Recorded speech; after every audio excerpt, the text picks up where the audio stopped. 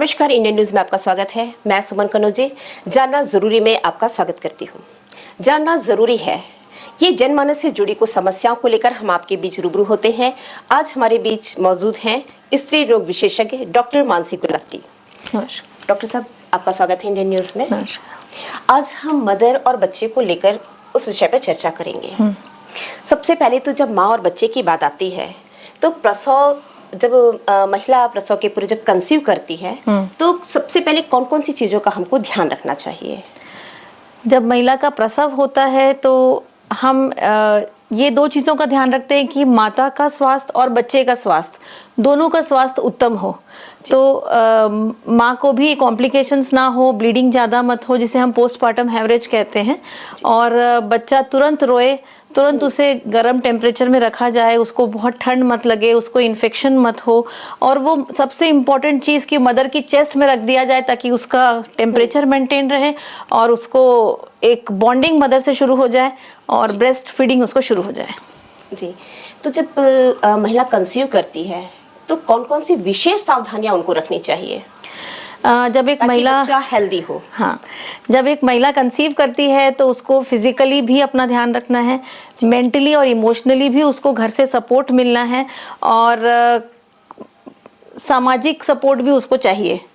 तो उसको फिजिकल में देखिए, खाने का बहुत इम्पोर्टेंस है कि थोड़ा थोड़ा खाए, बार बार खाए, अपना हाइड्रेशन बहुत अच्छा रखे। पानी दिन भर में कम से कम 18 से 20 ग्लास उसको पानी चाहिए, और खाने में हेल्दी चीज़ें खाए जिसमें कार्बोहाइड्रेट, प्रोटीन, फैट एक व्यवस्थित मात्रा में हो, फ्रूट्स हो, सलाद हो, और थोड़े थोड़े इंटरवल्स पे महिला खाए ताकि उसको बहुत कच्ची चीज़ें ना खाए ताकि उसको गैस मत बने।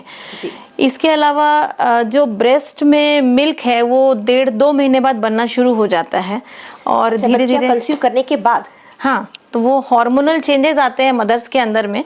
तो मदर में बहुत सारे चेंजेस आते हैं, स्किन पिगमेंटेशन भी होता है कई लोगों को, ब्रेस्ट में चेंजेस आते हैं, थोड़े थाइज में, हिप्स में चेंजेस आते हैं, थोड़ा हाइपरट्रॉफी होता है, और मेन चेंजेस यूट्रस में आते हैं। यूट्रस कई गुना बड़ा होता है जब धीरे धीरे बच्चा बड़ा होने लग जाता है। कई बार मदर को भारीपन पेट में लगना, पीठ में दर्द होना, वेरिकोज वेन्स की शिकायत होना, कई बार पाइल्स की शिकायत होना, और कई बार अपनी कैविटीज जो हैं वो थोड़ी सी क्योंकि ब्लड सप्लाई बढ़ जाता है तो जोर से ब्रश करने से कई बार ब्लीडिंग गम्स होना, है ना। कई बार अपन नाक में जोर से कर दिए तो ब्लीडिंग नोज होना। तो ये बहुत सारी चीजें महिलाएं सफर करती हैं। हालांकि सब महिलाएं कंप्लेन नहीं करती हैं, लेकिन बहुत सारी चीजें सफर करती हैं।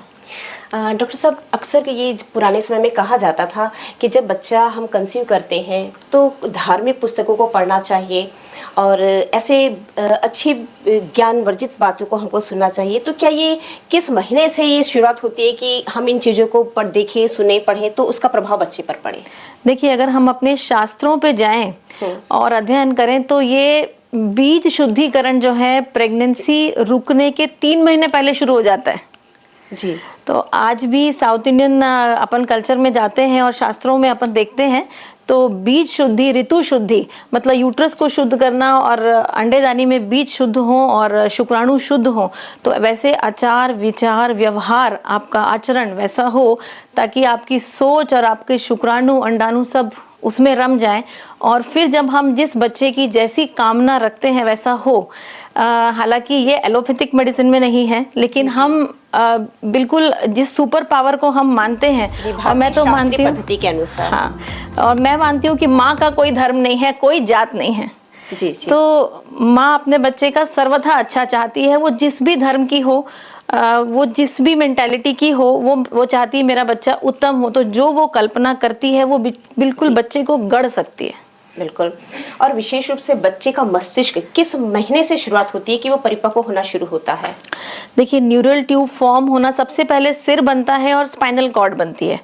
तो शुरू के महीनों में ही 1.5 महीनों में बनना शुरू हो जाता है, और 3 महीने में सिर और स्पाइनल कॉर्ड बन जाता है। फिर 5th मंथ में कंप्लीट बच्चा अपना रूप ले लेता है, और कान के ऊपर का भाग और ये दोनों जुड़ना, अंदर के तालू जुड़ना, कंप्लीट बच्चा 5वें महीने में 18 से 20 हफ्ते में जुड़ जाता है, जिसे हम आजकल एनोमली स्कैन के नाम से सोनोग्राफी एक होती है कि पूरा कंप्लीट बच्चा बन गया कि नहीं। जी, जब डिलीवरी होती है तो महिला के ब्रेस्ट से एक गाढ़ा चिपचिपा द्रव्य निकलता है जिसे कोलोस्ट्रम कहते हैं। तो ये कितने घंटे के भीतर बच्चे को देना उचित है या नहीं? ये तो बहुत अमृत है कहूँगी मैं। इसको हम लिक्विड गोल्ड कहते हैं। जी। और ये पीला चिपचिपा डिस्चार्ज रहता है जो कि पूरी प्रेगनेंसी भर बनता है। और ये गाढ़ा कॉन्सेंट्रेट रहता है प्रोटीन्स का, वाइट ब्लड सेल्स का, आईजीए, इम्यूनोग्लोबुलिन्स का, और इसमें बहुत सारी न्यूट्रिएंट रिच चीज़ें रहती हैं और बच्चे के लिए तो बिल्कुल अमृत है।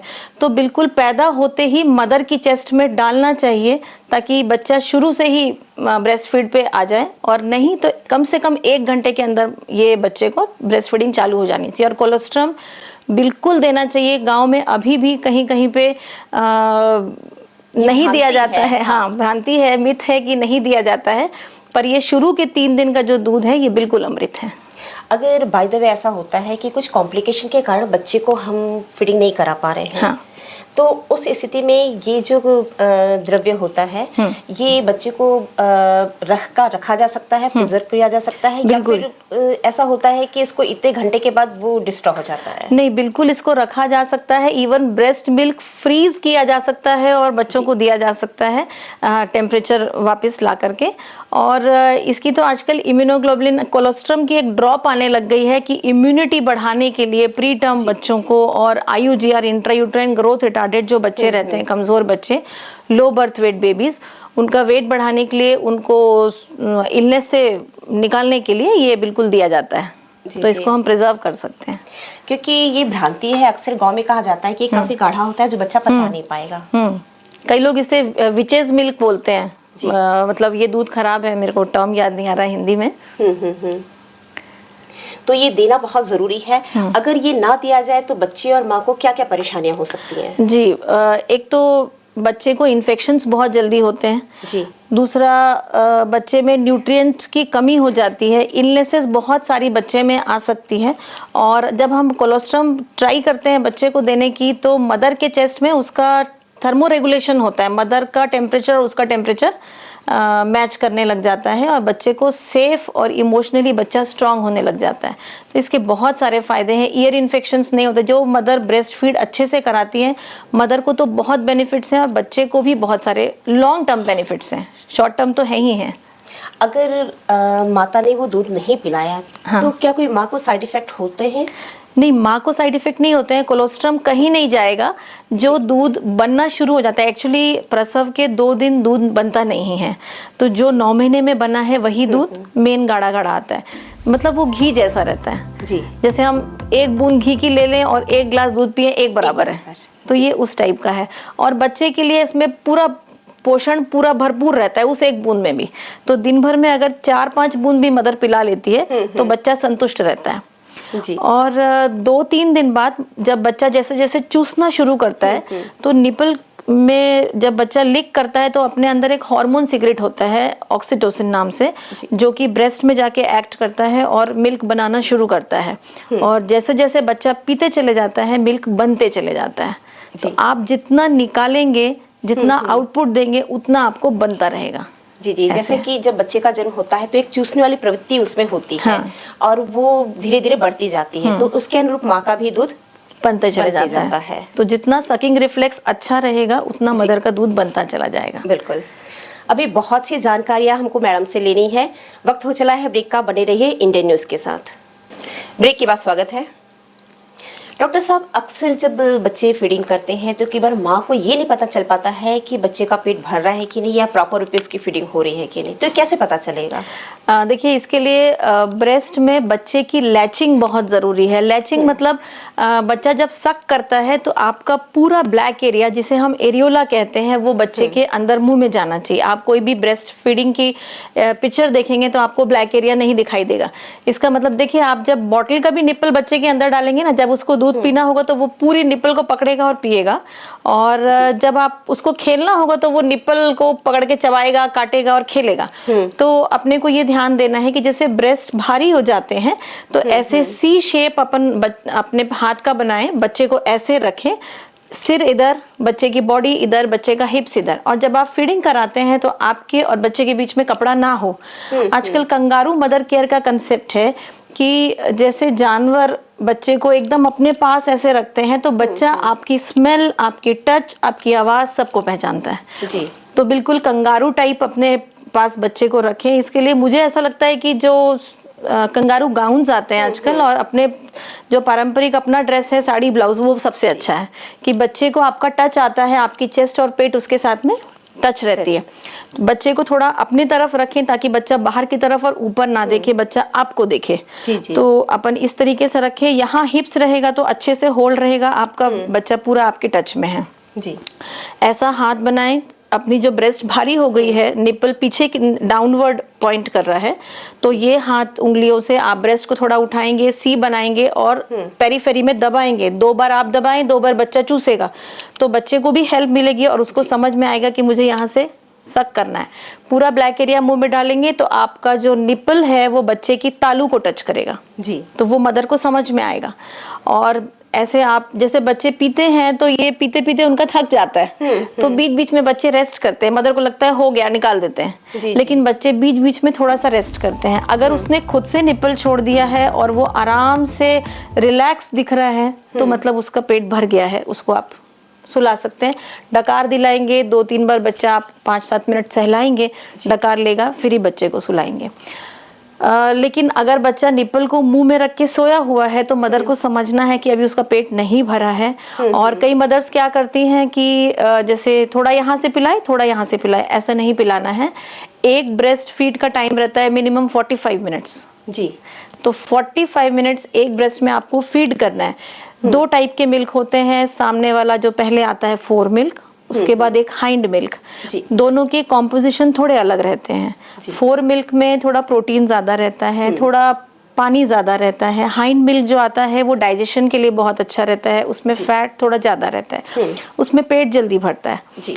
तो बच्चे को 4 मिल्क भी मिलना चाहिए, हाइंड मिल्क भी मिलना चाहिए। नहीं तो अपन ने आधा इधर पिलाया 4 मिल गया, फिर आधा इधर पिला दिया 4 मिल गया। तो मदर को ये जानकारी होनी चाहिए।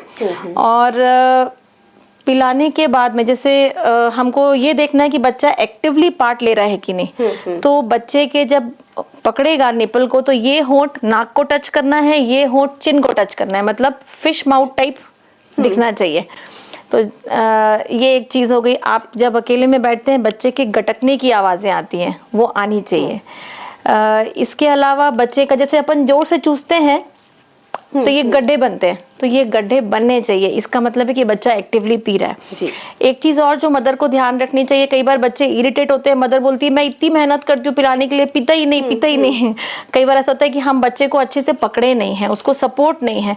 तो बच्चे का कान, बच्चे का कंधा, बच्चे का हिप्स एक लाइन में जब आप पकड़ेंगे, उसको कंफर्टेबली पकड़ेंगे, उसके कपड़े कंफर्टेबल होंगे, अंदर कुछ चुभ नहीं रहा है, जैसे आजकल चिप वगैरह चुभती हैं कई बार, बटन्स वगैरह, तो वो बच्चे के हर चीज का अपन जब ध्यान रखेंगे तो बहुत कंफर्टेबली बच्चा पीना शुरू करता है।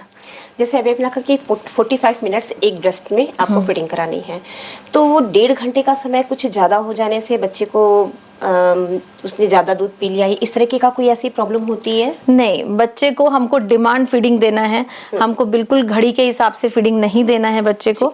अगर 2.5-3 घंटे से ज़्यादा सो गया है और नहीं उठा तो फिर मदर उठ के ज़रूर पिलाए।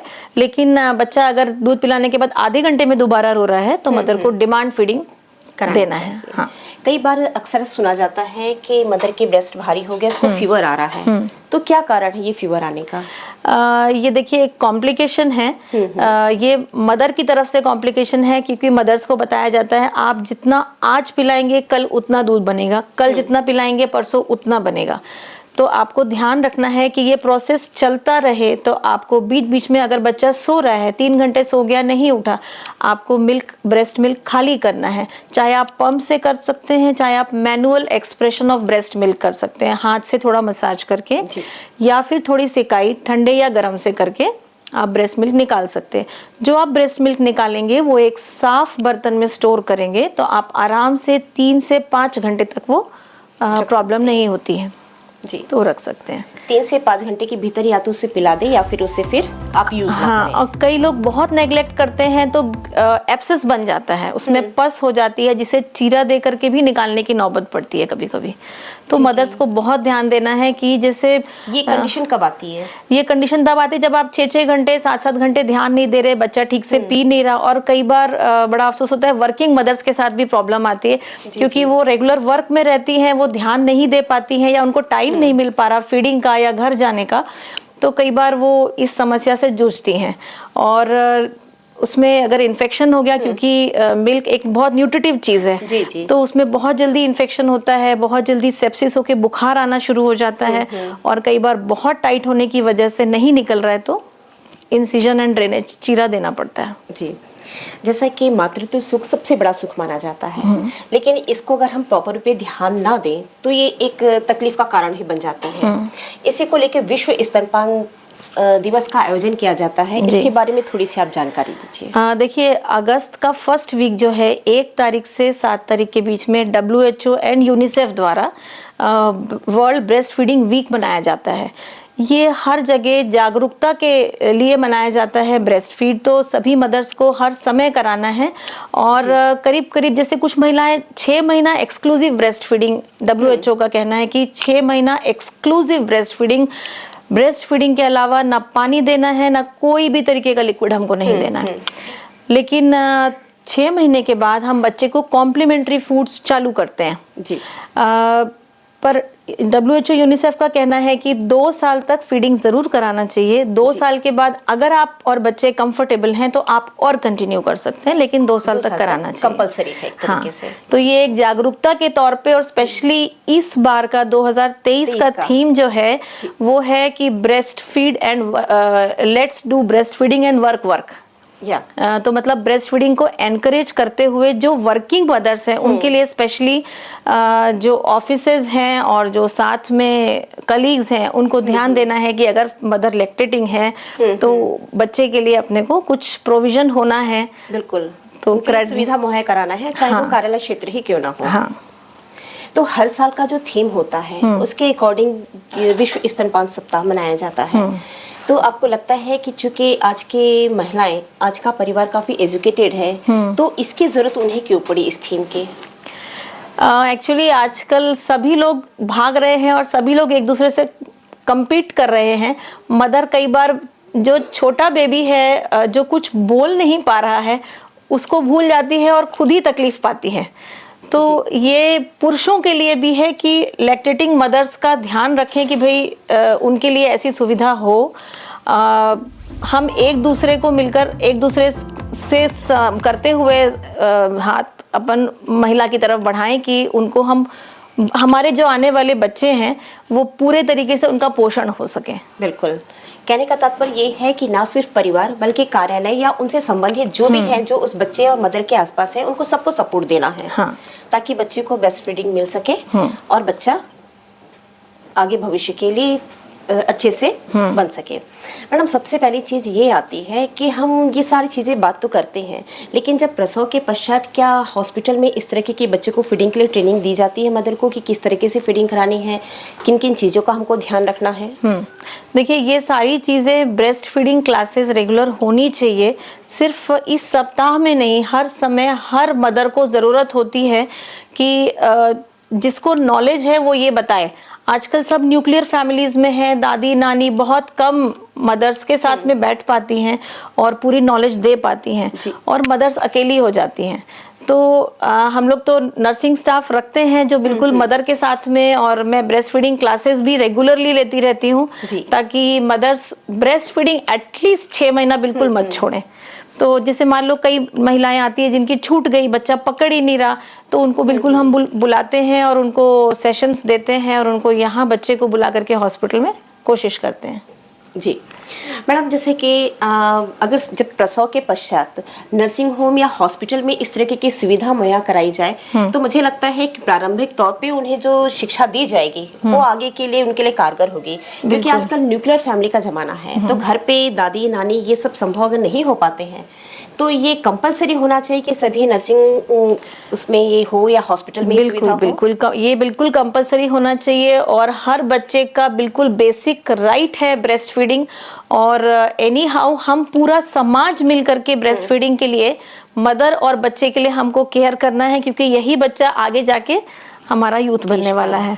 तो हमारा बच्चा स्वस्थ हो, इमोशनली बच्चा डिप्रेशन में मत जाए, बच्चा मेंटली हेल्दी हो, सोशली हेल्दी हो, इस सब चीज़ों का ख्याल हम सबको रखना है। मैडम, अब सबसे ज़रूरी भी चीज़ ये है कि जब बच्चा छोटा होता है, नवजात शिशु और मदर दोनों को ख्याल रखना है, तो कौन कौन सी सावधानियां रखनी चाहिए कि नवजात शिशु का ध्यान रख सके और माँ भी अपना ध्यान रख सके? देखिए, कुछ प्रैक्टिकल चीज़ें ऐसी हैं कि सबसे पहली बात तो मदर और बेबी को इन्फेक्शन से बचाना है, क्योंकि दोनों का शरीर जैसे हम बोलते हैं कच्चा है, समझिए जी, कि बच्चे को तो चर्बी बहुत कम है, बहुत जल्दी ठंड लगने की वो रहती है, खतरा रहता है। तो बच्चे को हमको अच्छे से ढक के रखना है। हमको सिर, हाथ और पैर, जैसे हमारे सिर में बाल हैं, हाथ में फैट पैड्स हैं, नीचे फैट पैड्स हैं सोल्स में, बच्चे के नहीं हैं। तो हमको बच्चे का सिर्फ नाक, आंख, मुंह दिखना है, बाकी पूरा कवर सिर कवर रहना है। जो बॉडी में कपड़ा पहना है उसके अलावा अपने को हैंड में ग्लव्स पहनना है, पैर में मोजे पहनना है। तो ये हम सबको ध्यान रखना है। घर में मदर के अलावा जितने लोग हैं ये चीज़ ध्यान रखें कि बच्चे को बहुत जल्दी ठंड लगती है, तो बच्चे की कैसे हम बच्चे को हाइपोथर्मिया से प्रिवेंट कर सकते हैं। उसके अलावा बच्चे को हम कैसे इन्फेक्शन से प्रिवेंट कर सकते हैं। तो ऊपर का बॉटल का दूध बिल्कुल अवॉइड करें, ऊपर के complementary feeds, complementary top feeds बिल्कुल अवॉइड करें। ब्रेस्ट मिल्क को बहुत सपोर्ट करें, क्योंकि ब्रेस्ट मिल्क से बच्चे में year infections, diarrhoea, constipation, even skin conditions, eczema वगैरह, अस्थमा, रेस्पिरेटरी प्रॉब्लम्स वाली जो चीज़ें हैं, मतलब बच्चे में आगे चल के डायबिटीज़, हाइपरटेंशन, जो क्रॉनिक डिजीजेज हैं, ये सारी प्रिवेंट होती हैं। तो ब्रेस्ट मिल्क बिल्कुल अपन जो लिक्विड गोल्ड और अमृत जो कह रहे हैं, बिल्कुल अपने आप को प्रूव करता है। हाँ, और इवन मदर्स के लिए इतना बेनिफिटेड है कि मदर्स में ओवेरियन कैंसर, ब्रेस्ट कैंसर का इंसिडेंस कम करता है ब्रेस्ट फीडिंग। मदर्स में ओबेसिटी कम करता है। मदर्स में टाइप 2 डायबिटीज़, हाइपरटेंशन, ये भी कम करता है।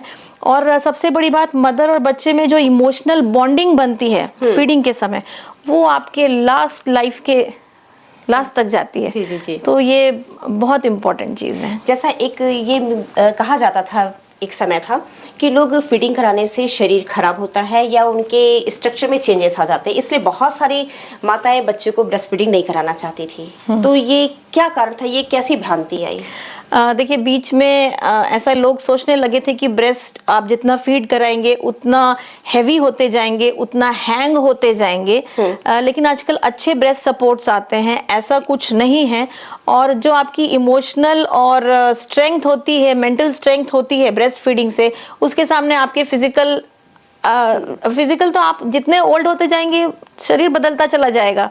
और जो मातृत्व सुख है ये इसके सामने जो अपन जो बात कर रहे हैं वो कुछ है ही नहीं। जो अपन सोच रहे हैं कि फिजिकल आपका खराब हो जाएगा, बाकी नॉर्मली आजकल इतने अच्छे ब्रेस्ट सपोर्ट्स आ गए हैं कि ऐसा कोई चेंजेस नहीं आते हैं।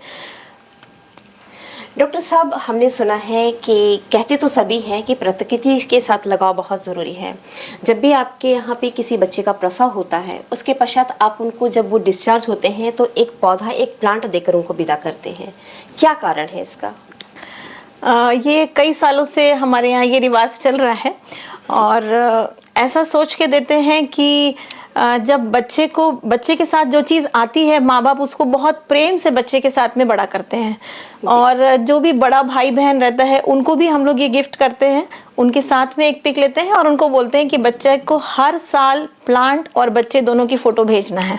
और हमारे पास में बहुत बड़ी एल्बम अब बन गई है, 2-3 एल्बम्स बन गई हैं कि बच्चे इतने बड़े होते जा रहे हैं, प्लांट्स इतने बड़े होते जा रहे हैं और कुछ तो बहुत बड़े बड़े वृक्ष हो गए हैं। और तो ये मेरा ये प्रयास था कि प्रकृति से हम बच्चों को जोड़ते चले जाएं, क्योंकि अभी हमने कोविड में भी देखा कि ऑक्सीजन की क्या वैल्यू है। बिल्कुल। तो हालांकि ये चीज़ ऐसा सोच के नहीं की गई थी, लेकिन प्लांट, प्रकृति हमारे जीवन में क्या महत्व रखते हैं, ये हमारे बच्चों को एक रहे कि हमारी इनसे फ्रेंडशिप है, ये हमारे ही भाई बहन हैं। जी जी, वैसे ही प्रकृति को माँ कहा जाता माँ है। कहा जाता है, और बस ये जोड़ने का प्रयास था प्रकृति से। जी डॉक्टर साहब, अब आप अंत में हमारे दर्शकों को माँ और बच्चे से संबंधित क्या संदेश देना चाहेंगे? मैं ब्रेस्ट फीडिंग के लिए अगर बोलूं तो जब माँ और बच्चे एक दूसरे को ब्रेस्ट फीडिंग के समय टाइम देते हैं तो वो समय इमोशनल बॉन्डिंग, और जो ऐसी माँ कभी डिप्रेशन में नहीं जा सकती और ऐसा बच्चा कभी डिप्रेशन में नहीं जा सकता, क्योंकि दोनों को पता होता है कि हमारी एक ईश्वरीय बॉन्डिंग है और मैं उसके साथ हूँ और वो मेरे साथ है। और मैं तो सोचती हूँ कि ना माँ कभी हारती है, ना थकती है, ना मरती है। तो जब बच्चा कभी भी स्ट्रगल में होता है तो माँ उसके साथ खड़ी होती है, माँ चाहे हो चाहे ना हो। जी, तो बिल्कुल आपने जाना ज़रूरी में है जाना कि ब्रेस्ट फीडिंग से ना सिर्फ बच्चे का समुचित विकास होता है, बल्कि माँ और बच्चे का जो एक भावनात्मक लगाव होता है वो निश्चित रूप से आजीवन वो चीज़ नज़र आती है। और उसी तरह के जैसे कि कहा जाता है कि माँ प्रकृति है, अगर हम प्रकृति के साथ बच्चे का लालन पोषण करते हैं तो निश्चित रूप से हम प्रकृति का संरक्षण तो करते ही हैं, साथ ही बच्चे को एक भावनात्मक लगाव के साथ उसे समुचित विकास के लिए एक स्पेस देते हैं। आज इतना ही, अगली कड़ी में और भी जानकारी के साथ हम उपस्थित होंगे। नमस्कार।